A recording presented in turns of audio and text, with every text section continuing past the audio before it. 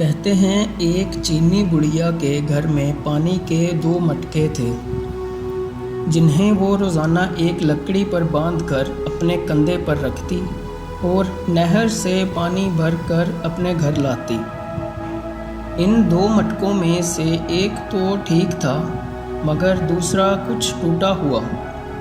ہر بار ایسا ہوتا کہ جب یہ بڑھیا نہر سے پانی لے کر گھر پہنچتی تو ٹوٹے ہوئے مٹکے کا آدھا پانی راستے میں ہی بہہ چکا ہوتا،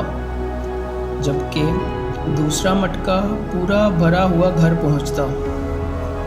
ثابت مٹکا اپنی کارکردگی سے بالکل مطمئن تھا تو ٹوٹا ہوا بالکل ہی مایوس،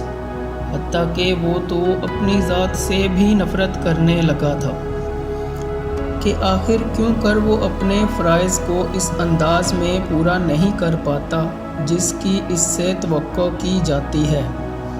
اور پھر مسلسل 2 سالوں تک ناکامی کی تلخی اور کڑواہٹ لیے ٹوٹے ہوئے گھڑے نے ایک دن اس عورت سے کہا، میں اپنی اس معذوری کی وجہ سے شرمندہ ہوں کہ جو پانی تم اتنی مشقت سے بھر کر اتنی دور سے لاتی ہو، اس میں سے کافی سارا صرف میرے ٹوٹا ہوا ہونے کی وجہ سے گھر پہنچتے پہنچتے راستے میں ہی گر جاتا ہے۔ گھڑے کی یہ بات سن کر بڑھیا ہنس دی اور کہا، کیا تم نے ان سالوں میں یہ نہیں دیکھا کہ میں جس طرف سے تم کو اٹھا کر لاتی ہوں ادھر سے تو پھولوں کے پودے ہی پودے لگے ہوئے ہیں، جبکہ دوسری طرف کچھ بھی نہیں اگا ہوا۔ مجھے اس پانی کا پورا پتہ ہے جو تمہارے ٹوٹا ہوا ہونے کی وجہ سے گرتا ہے، اور اسی لیے تو میں نے نہر سے لے کر اپنے گھر تک کے راستوں میں پھولوں کے بیج بو دیے تھے تاکہ میرے گھر آنے تک وہ روزانہ اس پانی سے سیراب ہوتے رہا کریں۔ ان 2 سالوں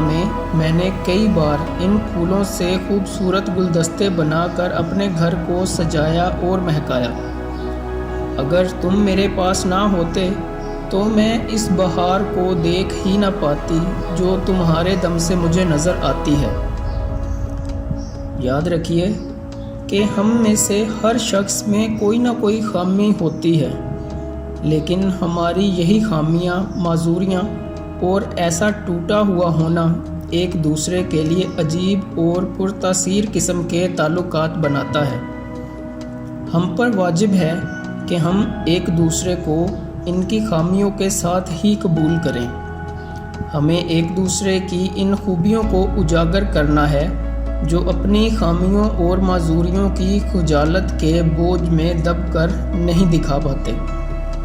معذور بھی معاشرے کا حصہ ہوتے ہیں اور اپنی معذوری کے ساتھ ہی اس معاشرے کے لیے مفید کردار ادا کر سکتے ہیں۔ جی ہاں، ہم سب میں کوئی نہ کوئی عیب ہے، پھر کیوں نہ ہم اپنے ان عیبوں کے ساتھ ایک دوسرے کی خامیوں اور خوبیوں کو ملا کر اپنی اپنی زندگیوں میں بھرپور لطف اٹھائیں۔